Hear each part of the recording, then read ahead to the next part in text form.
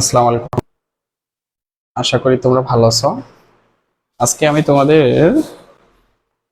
আহ, তোমাদের সাথে আজকে ক্লাস হবে নবম দশম শ্রেণীর ফিনান্স ও ব্যাংকিং 11 নম্বর অধ্যায় নাম হচ্ছে ব্যাংকের আমানত।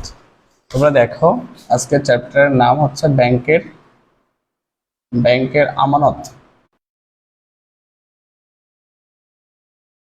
সাউন্ড ক্লিয়ার কিনা জানাবা।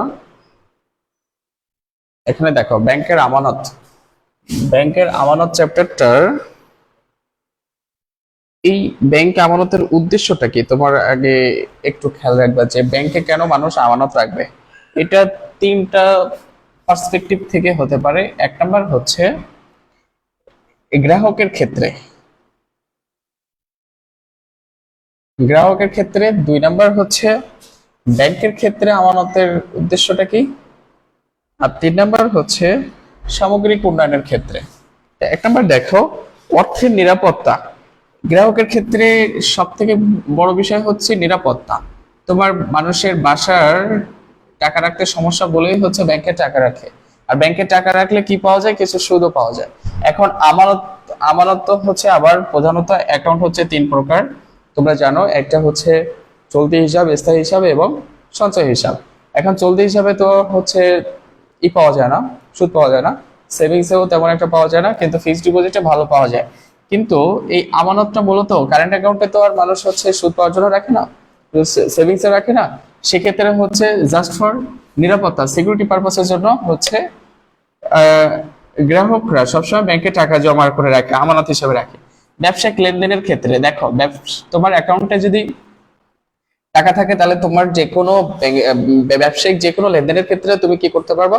একজন আরেকজনের কাছে টাকা ফান্ড ট্রান্সফার করতে পারবা ইজিলি। আর এখন তো অনলাইনে তোমাদের যে কোনো ফান্ড ট্রান্সফার করা যায়, যে কোনো জায়গা থেকে, যে কোনো ব্যাংকের থেকে, এক ব্যাংকে থেকে আরেক ব্যাংকে, এক অ্যাকাউন্ট থেকে আরেক অ্যাকাউন্টে।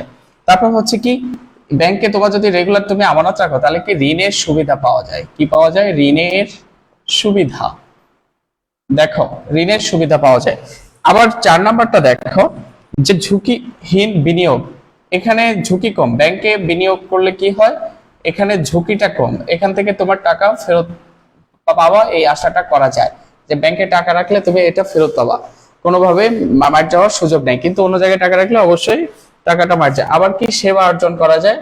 আবার আরেকটা বিষয় হচ্ছে, এখানে বলছে অতিরিক্ত অর্থের প্রয়োজন মেটানো। অতিরিক্ত অর্থের প্রয়োজন এখানে মেটে। দেখো, গ্রাহকের ক্ষেত্রে এই সুবিধাগুলো, এই উদ্দেশ্য গুরুত্বগুলো কাজ করে। কিন্তু ব্যাংকের ক্ষেত্রে কি একই? ব্যাংকের ক্ষেত্রে কিন্তু এই সুবিধাগুলো থাকে না। ব্যাংকের ক্ষেত্রে হচ্ছে ব্যাংক হচ্ছে আমানত গুলো মানুষের কাছ থেকে নিয়ে, এই ব্যাংক মানুষের আমানত, গ্রাহকের আমানতই হচ্ছে ব্যাংকের প্রধান মূলধন। ব্যাংক যদি আমানত না রাখে, ডিপোজিট না রাখে, তাহলে ব্যাংকের মূলধন হচ্ছে গঠন করতে পারবে না। এই জন্য গ্রাহকের আমানত হচ্ছে ব্যাংকের জন্য তহবিলের মূল উৎস। তহবিলের মূল উৎস এই গ্রাহকের আমানত গুলোই হচ্ছে তারা লোন দিয়ে কিংবা বিভিন্ন জায়গায় বিনিয়োগ করে, শেয়ার কিনে বিনিয়োগ করে এবং বিভিন্ন জায়গায় লোন দিয়ে তারা কি করে?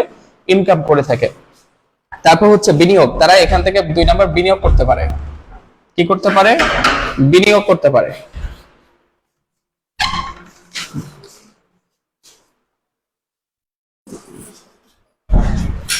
দুই নাম্বার কি? তারা হচ্ছে বিনিয়োগ করতে পারে। আর এখানে দেখো, আর তিন নাম্বার হচ্ছে কি, বৈদেশিক বিনিময়ও করতে পারে। বৈদেশিক বিনিময়ও তারা করতে পারে। এই তিন রকম কাজ হচ্ছে ব্যাংকের ক্ষেত্রে। কিন্তু চতুর্থ নাম্বার কাজটা কি? এই সামগ্রিক অর্থনৈতিক উন্নয়নে বিভিন্ন রকম হচ্ছে এই আমানত গুলো হচ্ছে ভূমিকা পালন করে থাকে। এক নাম্বার হচ্ছে সঞ্চয় প্রবণতা বৃদ্ধি করে। দুই নাম্বার হচ্ছে পুঁজিবাদ বা দেখো, পুঁজি বা মূলধন গঠনে তাদেরকে হেল্প করে থাকে। এবং বিনিয়োগ, উৎপাদন এবং আন্তর্জাতিক বাণিজ্যে এই আমানত বিভিন্ন ভাবে কাজে লেগে থাকে। আজকে আমরা মূলত এই চ্যাপ্টারের মূল উদ্দেশ্য এটা না। এই চ্যাপ্টারের মূল উদ্দেশ্য হচ্ছে ব্যাংকের হিসাব শেখা। ব্যাংকের হিসাব কয় প্রকার?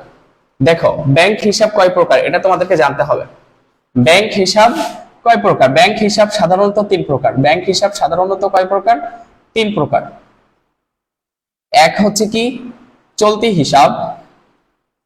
দুই হচ্ছে কি, দুই হচ্ছে সঞ্চয়ী হিসাব। তিন হচ্ছে কি, স্থায়ী হিসাব। দেখো এই তিনটা হিসাব সম্পর্কে আজকে আমরা ডিটেলস একটু শিখবো। আরো কিছু হিসাব আছে, বিশেষ করে এই তিনটা হচ্ছে প্রধানত তিন প্রকার। এর বাইরে কি আছে, স্কুল সঞ্চয় হিসাব থাকে। দেখো স্কুল সঞ্চয় হিসাব থাকতে পারে, তারপর হচ্ছে বীমা সঞ্চয় হিসাব, বৈদেশিক মুদ্রা সঞ্চয় হিসাব, ডিপোজিট পেনশন স্কিম এবং ঋণ আমানত হিসাব থাকতে পারে, রেসিডেন্ট ফরেন কারেন্সি ডিপোজিট হিসাবও থাকতে পারে। এটাকে শর্টকাটে বলে RFCD। এই এতগুলো হিসাব আছে, কিন্তু বিশেষ করে আমরা আজকে শিখবো যে চলতি হিসাব। চলতি হিসাবে কি তুমি সপ্তাহে যত খুশি টাকা জমা রাখতে পারবা, আবার যত খুশি ততবার টাকা উঠাতে পারবা, কিন্তু এই চলতি হিসাবে কোনো সুদ প্রদান করা হয় না, সুদ নাই, এখানে কোনো সুদ দেওয়া হয় না। সঞ্চয় হিসাবে কি তুমি ইচ্ছা মতো টাকা জমা দিতে পারবা, কিন্তু ইচ্ছা মতো টাকা উঠাতে পারবা না। আর হচ্ছে স্থায়ী হিসাবে তোমাকে একবারে বড় একটা অঙ্কের টাকা তোমাকে ফিক্সড ডিপোজিট রাখতে হবে, ফিক্সড ডিপোজিট বলা হয়, আর এখানে বড় অঙ্কের সুদ দিয়ে দেয় তারা। তাহলে এই তিনটা প্রধানত হিসাব। কিন্তু তোমরা একটা জিনিস মনে রাখবা, চলতি হিসাব মূলত হচ্ছে ব্যবসায়ীদের জন্য। চলতি হিসাব মূলত কাদের জন্য? ব্যবসায়ীদের জন্য। আর সঞ্চয় হিসাব কাদের জন্য? সঞ্চয় হিসাব হচ্ছে, যেমন আমার অ্যাকাউন্ট আছে একটা, আমার অ্যাকাউন্ট হচ্ছে সেভিংস অ্যাকাউন্ট। এই সঞ্চয় হিসাবটা তোমার মাথায় রাখতে হবে যে সঞ্চয় হিসাবটা কি সাধারণ মানুষের জন্য, যারা টাকা বেশি জমা রাখে কিন্তু উঠায় কম। কিন্তু তোমার ব্যবসা করতে গেলে কি টাকা ইচ্ছা মতো উঠাতে হয়, নামাতে হয়, কিন্তু আজকাল সঞ্চয় হিসাবেও সেই সুবিধাগুলো পাওয়া যায়, ইচ্ছা মতো টাকা জমাও দেওয়া যায়, ইচ্ছা মতো টাকা উঠানো যায়। আর স্থায়ী হিসাব তোমরা তো জানো যে বড় অঙ্কের টাকা মানুষের কারোর কাছে যদি 10 লাখ 20 লাখ 1 কোটি 10 কোটি 500 কোটি টাকা থাকে, তাহলে সেক্ষেত্রে সেই টাকাগুলো ফিক্সড ডিপোজিট হিসেবে ব্যাংকে রেখে তারা কি করতে পারে, বেশি হারে সুদ গ্রহণ করতে পারে। এখানে দেখো এর বাইরে যে স্কুল সঞ্চয় হিসাব, চতুর্থ নাম্বার আমরা যাব স্কুল সঞ্চয় হিসাব। স্কুল সঞ্চয় হিসাবটা কি, যে এখানে ছাত্র সঞ্চয় হিসাব, স্কুল সঞ্চয় হিসাব, বিভিন্ন রকম অ্যাকাউন্ট খোলা হয়, এটা হচ্ছে স্কুল কলেজের শিক্ষার্থীদের জন্য। 5 নাম্বার হচ্ছে বীমা সঞ্চয় হিসাব। বীমা সঞ্চয় হিসাব, দেখো অনেক সময় আমাদের দেশে যে বীমা কোম্পানিগুলো আছে, বীমা কোম্পানিগুলো তোমাদের কাছ থেকে যখন টাকা নিবে, মানুষের কাছে যখন বীমা হিসাব খোলা হয়, তখন সে যে টাকাটা জমা দেয় প্রতি মাসে 100 টাকা 500 টাকা কিংবা 1000 টাকা, সেটা একটা ব্যাংকের অ্যাকাউন্টের মাধ্যমে, হিসাবের মাধ্যমে জমা হয়ে থাকে। 6 নাম্বার হচ্ছে দেখো বৈদেশিক মুদ্রা সঞ্চয় হিসাব। বৈদেশিক মুদ্রা সঞ্চয় হিসাব। 7 নাম্বার হচ্ছে ডিপোজিট পেনশন স্কিম। দেখো ডিপোজিট পেনশন স্কিম হিসাব, তার মানে ডিপিএস অ্যাকাউন্ট। তার মানে ডিপোজিট পেনশন স্কিমটা কি, তোমার দেখো বাংলাদেশে যারা এমপিওভুক্ত প্রতিষ্ঠান কিংবা সরকারি কিংবা বেসরকারি যারা জব করে, তাদের জন্য একটা পেনশন হিসাবে সিস্টেম আমাদের দেশে রয়েছে। সেক্ষেত্রে কি করে, তারা সারা বছর যতদিন, মনে করো 20 বছর 30 বছর যারা চাকরি করে, তারা চাকরি করলে প্রতি বছর তারা প্রতি মাসে তারা কি করে 1000 2000 3000 টাকা করে প্রতি মাসে জমা করে। জমা করলে কি হয়, যখন চাকরি চলে যায় তখন পেনশন স্কিম হিসেবে তারা এককালীন বিভিন্ন বড় একটা অ্যামাউন্ট তারা এখান থেকে পেতে পারে। কারণ তুমি যদি 20 থেকে 30 বছর বড় একটা অ্যামাউন্ট রেখে দাও 1000 2000 টাকা করে, তোমার সব পেনশন হিসেবে তুমি যখন অবসর সময়, তখন এটা খুবই বড় একটা কাজে লাগাতে পারবা। কিংবা তোমার তখন তো ইনকাম থাকবে না, এটা তুমি যে কোনো ভাবে বিভিন্ন কাজে বিভিন্ন ভাবে ইউজ করে তুমি তোমার সংসার কিংবা তুমি তোমার পরিবার চালাতে পারবা। এই 8 নাম্বার, যেমন আমার বাবা একজন এমপিভুক্ত শিক্ষক ছিলেন, তিনি হচ্ছে এরকম অ্যাকাউন্ট হয়তো ছিল,